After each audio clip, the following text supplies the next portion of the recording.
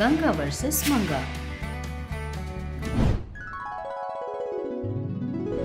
एक दिन चंद्रकांतम अपने दोस्त से मिलने गई थी। वहाँ वो रेणुका को देखती है। देखते ही ऐसा बोलती है, अरे रेणुका एलम्मा कैसी हो? जोर से चिल्लाती है, जो सुनकर सभी लोग रेणुका को देखकर हंसते हैं। तब रेणुका को बहुत गुस्सा आता है। तब रेणुका चंद्रकांतम से गुस्से में ऐसा कहती है, तुम्हें इतनी बार बताया है ऐसे मत बुलाओ, तुम नहीं सुनोगी। तुम्हारा नाम लेकर बुलाना भी गलत है क्या? फिर भी अभी क्या हुआ, इतना गुस्सा कर रही हो? ऐसी बुलाकर सबके सामने मेरी इज्जत खराब कर रही हो। तुम्हें कुछ समझ में आ रहा है क्या? अरे मजाक मत करो, हम लोगों के बीच में इज्जत किस लिए? रेणुका चिढ़ते हुए ऐसा कहती है, तुम्हारी इज्जत नहीं है पर मेरी है।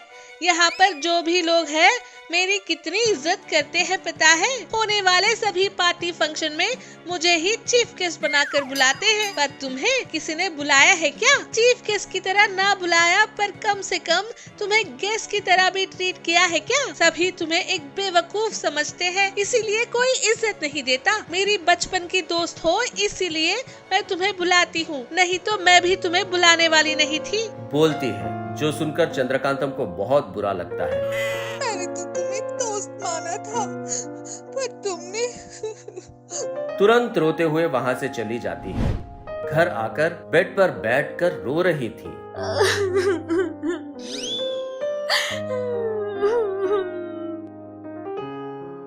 जो देखकर सूर्यकांतम चंद्रकांतम से पूछती है, क्या हुआ? अभी क्यों इतनी हो रही हो? क्या हुआ बताओ? मुझे कोई अहमियत ही नहीं देता, सारे लोग मेरी बेइज्जती करते हैं। रोते हुए कहती है। जो सुनकर सूर्यकांतम ऐसा कहती है, अरे पहले अपना बड़बड़ाना बंद करके क्या हुआ बताओ? कहती है। तब चंद्रकांतम सारी बात सूर्यकांतम को बताती है। जो सुनकर सूर्यकांतम हंसते हुए कहती है, अरे इस छोटी सी बात पर इतना रो रही हो? उसने सच ही तो कहा। हर कोई मेरी इज्जत निकाल देता है, मैं रो रही हूँ और आपको मजाक सोच रहा है। सासू माँ, क्या सासू माँ किसी को भी मेरा दुख नहीं लगता? अगर घर में इज्जत मिलेगी तभी तो बाहर लोग इज्जत देंगे। पहले मेरे घर में ही मुझे इज्जत नहीं मिलती। कहते हुए रो रही थी। जो सुनकर सूर्यकांतम कहती है, अरे बस करो तुम्हारी बकवास। फिर भी इज्जत किसी के रोने से नहीं मिलती, उसे बचाना होता है। गांधी जी ने भी कभी भी मुझे इज्जत दो बोलकर नहीं मांगी, फिर भी उनके किए गए कामों को देखकर लोगों ने उन्हें बहुत इज्जत दी। तुम भी 4 लोगों में अच्छा नाम कमाओ, तभी लोग तुम्हें इज्जत देंगे। कहती है। जो सुनकर चंद्रकांतम, मैं भी मस्त अच्छे काम करती हूँ, फिर भी कोई भी इज्जत नहीं देता मुझे। क्या तुमने अच्छे काम किए? जब भी देखो लोगों को ठग कर उनसे पैसे कैसे वसूल किया जाए सोचती रहती हो। ठीक है सासू माँ, आज से मैं अच्छी बनकर रहूंगी, सभी की मदद करूंगी, ठीक है ना? अच्छा हुआ, कम से कम अब तो तुम्हें अच्छे विचार आए, खुशी हुई। ऐसे अच्छे काम करते जाने पर उसे सारे इंसान देखकर मुझे भी इज्जत देंगे, जिसके लिए बहुत टाइम लगेगा ना। हाँ रे, अच्छे काम बहुत धीरे से फैलते हैं पर बुरे काम बहुत जल्दी दिखाई दे जाते हैं। तो फिर अब मैं अच्छी काम शुरू करती हूँ, जिसे लोगों को जानने के लिए बहुत टाइम लगेगा सासू माँ। इसलिए तुम्हारे पास अगर कोई मैजिक आइटम हो तो सासू माँ, उस आइटम के इस्तेमाल करने पर सभी लोग मुझे इज्जत देना शुरू कर देंगे। यहाँ वहाँ घुमा घुमा कर भात मुझ पर सीधे डाल दिया, फिर भी लोगों को तुम्हें इज्जत देने के लिए मैं अपने मैजिक आइटम्स क्यों दूं? प्लीज सासू माँ, आज एक दिन के लिए ऐसी कोई वस्तु आपके पास है तो बताइए ना सासू माँ। कल से मैं अच्छे काम करके सबके पास इज्जत कमा लूंगी। कहती है। जिस पर सूर्यकांतम नहीं मानती। तब चंद्रकांतम सूर्यकांतम के पैर पड़ती है। अपनी पेटी में से मैजिक ज्वेलरी उसे देकर कहती है, ये लो, ये एक मैजिक ज्वेलरी है, इसे पहनने पर लोग तुम्हें इज्जत देंगे, तुम्हें अपने सिर पर रखकर देखेंगे। ये सिर्फ आज के लिए ही है, कल से अच्छी बन जाऊंगी कहा है, इसीलिए तुम्हें ये चांस दे रही हूँ। अगर इस बार कोई परेशानी हुई तो तब बताऊंगी तुम्हें।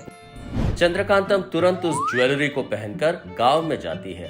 गांव के लोग चंद्रकांतम को देखकर झुक झुक कर प्रणाम करने लगते हैं। जो देखकर चंद्रकांतम बहुत खुश और आनंद हो रही थी। वो कोल्ड ड्रिंक पीने के लिए एक शॉप में जाती है। शॉप का मालिक चंद्रकांतम को इतनी इज्जत देता है कि उसके पिए हुए कोल्ड ड्रिंक के पैसे भी नहीं लेता। ये सब देखकर चंद्रकांतम मन में ऐसा सोचती है, पैसे? लोग मेरी कितनी रिस्पेक्ट कर रहे हैं। सब कुछ इस मैजिकल ज्वेलरी की माया है। मेरी सासू माँ ने कहा था, जाओ सभी लोग तुम्हें सिर पर रख कर देखेंगे, एक बार टेस्ट करके देख। अम्मा, मेरे पैर बहुत दुख रहे हैं। अम्मा।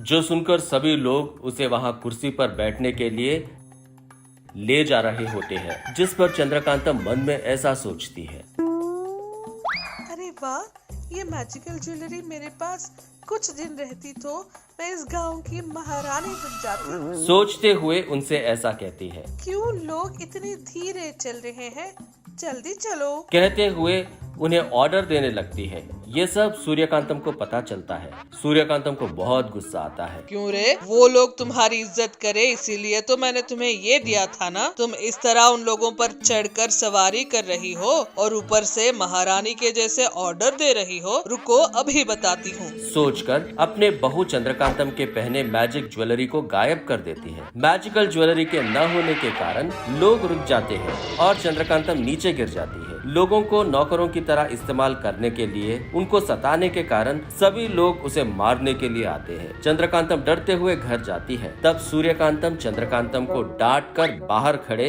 सभी लोगों से माफी मांगने को कहती है। इस तरह चंद्रकांतम तुरंत रेणुका के पास जाकर माफी मांगती है, जो सुनकर रेणुका भी उसे माफी मांगती है। इस तरह फिर से वो दोनों दोस्त बन जाते हैं। इसीलिए बड़ों ने कहा है, अगर नाम अच्छा होगा तो गाँव अच्छा होगा।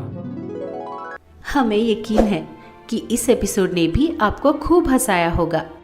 तो देर किस बात की, बजाओ घंटी और करो सब्सक्राइब। आप गंगा के फैन हो या मंगा के, ये जरूर बताना।